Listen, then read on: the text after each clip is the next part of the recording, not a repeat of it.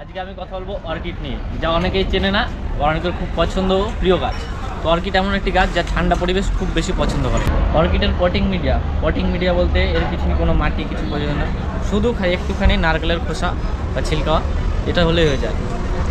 এই অর্কিডে খুব একটা সার বা কীটনাশক কোনো কিছুরই প্রয়োজন হয় না। ঠান্ডা জায়গায়, ঠান্ডা পরিবেশে একে ছাওয়া জায়গায় রাখলে সুস্থ থাকে।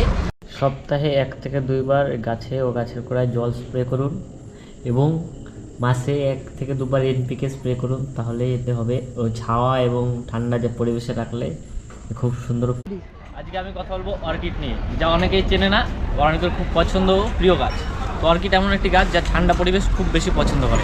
অর্কিডের পটিং মিডিয়া বলতে এর পিছনে কোনো মাটি কিছু প্রয়োজন না, শুধু একটুখানি নারকেলের খোসা বা ছিলকা, এটা হলেই হয়ে যায়। এই অর্কিডে খুব একটা সার বা কীটনাশক কোনো কিছুরই প্রয়োজন হয় না। ঠান্ডা জায়গায়, ঠান্ডা পরিবেশে একে ছাওয়া জায়গায় রাখলে সুস্থ থাকে।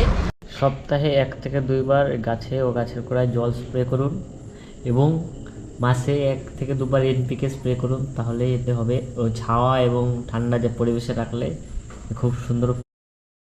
আজকে আমি কথা বলবো অর্কিড নিয়ে, যা অনেকেই চেনে না, অনেকের খুব পছন্দ প্রিয় গাছ।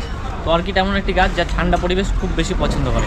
অর্কিডের পটিং মিডিয়া বলতে এর পিছনে কোনো মাটি কিছু প্রয়োজন না, শুধু একটুখানি নারকেলের খোসা বা ছিলকা, এটা হলেই হয়ে যায়। এই অর্কিডে খুব একটা সার বা কীটনাশক কোনো কিছুরই প্রয়োজন হয় না।